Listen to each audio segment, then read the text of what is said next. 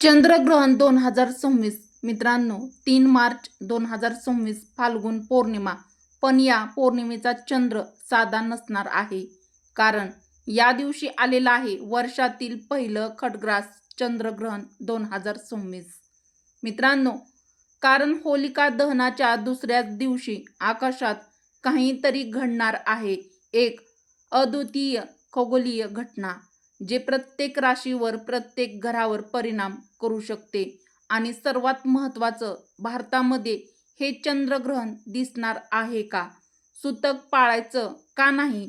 आणि जर चुकून नियम मोडले तर याचा परिणाम आपल्यावरती काय होऊ शकतो? मित्रांनो, सोशल मीडियावर सांगितलं जातंय की पूर्ण लाल चंद्र भारतात दिसणार आहे, पण पूर्ण सत्य काय आहे हे मी तुम्हाला आजच्या व्हिडिओमध्ये सविस्तर सांगणार आहे. तर मित्रांनो, 3 मार्च 2026 या दिवशी आलेलं आहे खड्गग्रास चंद्रग्रहण. काही साधं ग्रहण नाही, तर या ग्रहणाला तुम्ही साधं ग्रहण समजण्याची चूक अजिबात चुकूनही करू नका. आध्यात्मिक, वैज्ञानिक आणि ज्योतिषीय दृष्ट्या या चंद्रग्रहणाचं अत्यंत महत्त्व आहे. मित्रांनो, ग्रहण म्हणजे फक्त सावली नाही, तो एक संकेत असतो. होलिका दहनात आपण वाईट जाळतो आणि दुसऱ्याच दिवशी चंद्र सावलीत जातो. हा केवळ योगायोग आहे का? आणि सर्वात मोठा प्रश्न जो प्रत्येकाच्याच मनात पडत आहे, ग्रहण काळात कोणता मंत्र जपावा? सर्व मंत्र चालतात का?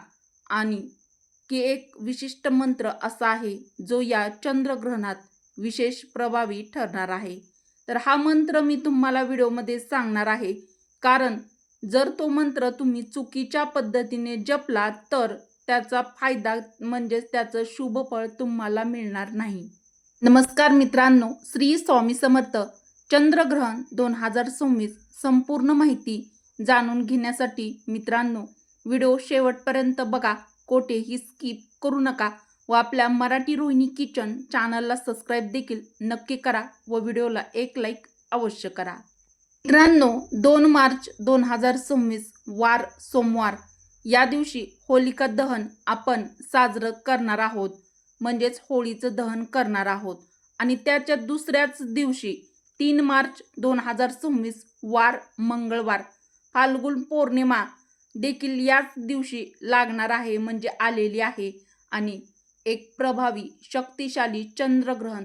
आणि मित्रांनो, त्याच दिवशी आलेली आहे धुलिवंदन म्हणजेच धुलवड. तर धुलवड कधी साजरी करायची हे देखील मी तुम्हाला आपल्या चॅनलवरती एक व्हिडिओ बनवलेला आहे, त्यामध्ये सविस्तर माहिती सांगितलेली आहे. तर आपल्या चॅनलवरती तो व्हिडिओ आहे, तो देखील तुम्ही बघू शकता. हा केवळ योगायोग आहे का, की यामागे काही आध्यात्मिक संकेत दडलेले आहेत? आणि चंद्रग्रहणाची संपूर्ण माहिती जर तुम्हाला हवी असेल तर आजच्या व्हिडिओमध्ये मी तुम्हाला सगळं सविस्तर सांगणार आहे. त्यामुळे व्हिडिओ कोठेही स्किप न करता शेवटपर्यंत नक्की बघा. मित्रांनो, होलिका दहन आणि त्यानंतरचं ग्रहण 2 मार्च 2026 सोमवारी रात्री होलिका दहन होईल. होलिका दहन म्हणजे वाईट शक्तीवर चांगल्या शक्तींचा विजय. आणि त्याच्या दुसऱ्याच दिवशी फाल्गुन पौर्णिमेला चंद्रग्रहण आलेलं आहे. तर ही पौर्णिमा शक्तिशाली मानली जाते, कारण पौर्णिमेचा चंद्र आपल्या मनावर परिणाम करत असतो. 3 मार्च 2026चं चंद्रग्रहण वेळेनुसार सविस्तर आपण बघूया. मित्रांनो, चंद्रग्रहण 2026 हे ग्रहण अचानक लागत नाही, तर हे ग्रहण टप्प्याटप्प्याने पुढं सरकत जातं. चला आता आपण भारतीय वेळेनुसार समजून घेऊया. दुपारी 2:12 उपछाया चंद्रग्रहण सुरू होईल. पृथ्वीची बाहेरील हलकी सावली चंद्रावर पडायला सुरुवात होईल. साध्या डोळ्यांना फारसा फरक जाणवत नाही. मित्रांनो, 3:19 खड्गग्रास सुरू होईल. आता पृथ्वीची गडद सावली चंद्राला स्पर्श करेल. चंद्राचा एक भाग काळवंडलेला आपल्याला दिसेल. 4:33 पूर्ण अवस्था सुरू संपूर्ण चंद्र पृथ्वीच्या सावलीत जाईल. जगातील काही भागात तो लालसर दिसेल म्हणजेच ब्लड मून दिसेल. 5:02 ग्रहण मध्य हा सर्वोच्च क्षण आहे. ज्योतिषशास्त्रानुसार सर्वाधिक ऊर्जायुक्त वेळ 5:31 पूर्णावस्था समाप्त 6:45 खड्ग्रास 7:50 उपछायाग्रहण समाप्त म्हणजेच ग्रहण समाप्त. चंद्रग्रहण भारतात दिसणार का? आता सर्वात महत्त्वाचा प्रश्न. भारतामध्ये चंद्र सुमारे 6:20 ते 6:40च्या दरम्यान उगवतो. म्हणजे काय? पूर्ण लाल ब्लड मून भारतात दिसणार नाही. फक्त शेवटचं खड्ग्रास टप्पा काही भागात दिसू शकतो. सोशल मीडियावर फिरणारे पूर्ण लाल चंद्र भारतात दिसणार ही बातमी पूर्ण सत्य नाही. हे चुकीचं आहे. सुतक पाळायचं का? धर्मशास्त्र स्पष्ट सांगतं, ज्या प्रदेशात ग्रहण दृश्यमान असते म्हणजे दिसत असेल तिथे सुतक पाळावा. 3 मार्च 2026चं ग्रहण भारतात अंशतः दृश्यमान म्हणजे दिसणार आहे. म्हणून भारतात सुतक पाळणे अत्यंत आवश्यक आहे. सुतक कधी सुरू होईल? तर ग्रहण सुरू दुपारी 2:12 चंद्रग्रहणासाठी 9 तास आधी सुतक लागू होतो. म्हणजे सकाळी अंदाजे 5 ते 5:30 सुतक सुरू मानला जाईल. मित्रांनो, सुतक काळात काय टाळावे? अन्न शिजवू नये, देवपूजा थांबवावी, मंदिराचे दरवाजे बंद करावे, केस नख ग्रहण काळात कापू नयेत, शुभ कार्य नवीन कार्य टाळावीत. गर्भवती महिलांसाठी विशेष सूचना. घराबाहेर जाऊ नये, धारदार वस्तू वापरू नयेत, शिवणकाम करू नये, मंत्र जप करावा. आध्यात्मिक संदर्भ. चंद्रग्रहणाचा उल्लेख गरुड पुराणामध्ये अत्यंत प्रभावी काळ म्हणून केला आहे. तसेच भागवत पुराणामध्ये ग्रहण काळात स्नान, दान आणि जप याला 1000 पट फळ मिळते असं सांगितलं आहे. तर कोणत्या राशीवरती परिणाम होणार आहे?